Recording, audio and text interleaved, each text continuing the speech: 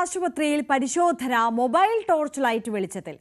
വൈദ്യുതി തടസ്സപ്പെട്ടതോടെയാണ് ഇന്നലെ രാവിലെ 1 മണിക്കൂറിലേറെ മൊബൈൽ വെളിച്ചത്തിൽ പരിശോധന നടത്തിയത്.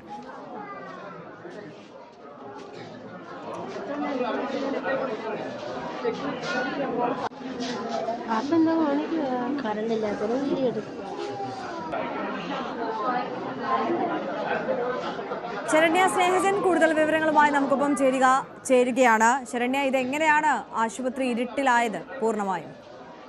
ഇന്നലെ രാവിലെ 10 മണിയോടുകൂടി 10:40 വൈദ്യുതി നിലച്ചത്. OP ബ്ലോക്കിലായിരുന്നു ഈ പ്രതിസന്ധി നേരിട്ടത്. കറണ്ട് പോയതോടുകൂടി 1 മണിക്കൂർ നേരം, അതായത് 11:40 വരെ അവിടെ ഉണ്ടായിരുന്ന രോഗികളുടെ മൊബൈൽ ടോർച്ച് ഉപയോഗിച്ചാണ് ഡോക്ടർ രോഗികളെ പരിശോധിച്ചതും ഒപ്പം തന്നെ കുറിപ്പടികൾ കുറിച്ച് നൽകിയതും എന്നുള്ളതാണ്. ആ ദൃശ്യങ്ങളിൽ നിന്ന് തന്നെ അത് വ്യക്തമാണ്.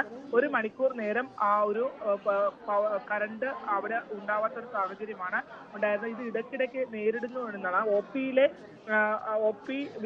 ടിക്കറ്റ് വിതരണം ഉൾപ്പെടെയുള്ള കാര്യങ്ങളെ ഇത് ബാധിക്കുകയും ചെയ്തിട്ടുണ്ട്.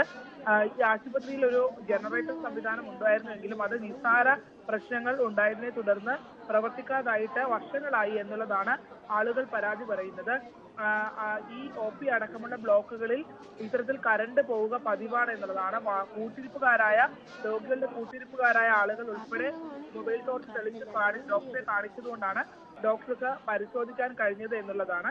ഒരു സർക്കാർ ആശുപത്രി, പ്രത്യേകിച്ച് വളരെയധികം ഇത്തരത്തിൽ ഇലക്ട്രിസിറ്റി അടക്കമുള്ള കാര്യങ്ങൾ, അതായത് കറണ്ട് അടക്കമുള്ള കാര്യങ്ങൾ വളരെയധികം പ്രാധാന്യം ആശുപത്രിയിലുള്ളതാണ്.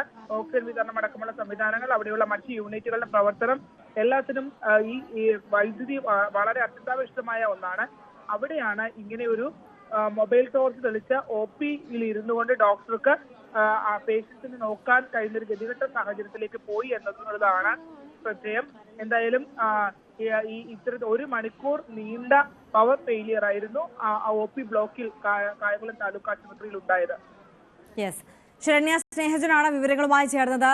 കായംകുളം താലൂക്ക് ആശുപത്രിയിലാണ് ഇങ്ങനെ ഒരു ദുരവസ്ഥ ഉണ്ടായത്. ആശുപത്രിയിൽ പരിശോധന നടത്തേണ്ടി വന്നത് മൊബൈൽ ടോർച്ച് വെളിച്ചത്തിലാണ്. ഡോക്ടർക്ക് 1 മണിക്കൂറിലേറെയാണ് ഇത്തരത്തിൽ വൈദ്യുതി തടസ്സപ്പെടുന്ന ഒരു സാഹചര്യത്തിലേക്ക് നീങ്ങിയത്. അത് എത്രയും പെട്ടെന്ന് പരിഹരിക്കാനുള്ളൊരു നടപടിയിലേക്ക് കടക്കാനും കഴിഞ്ഞില്ല.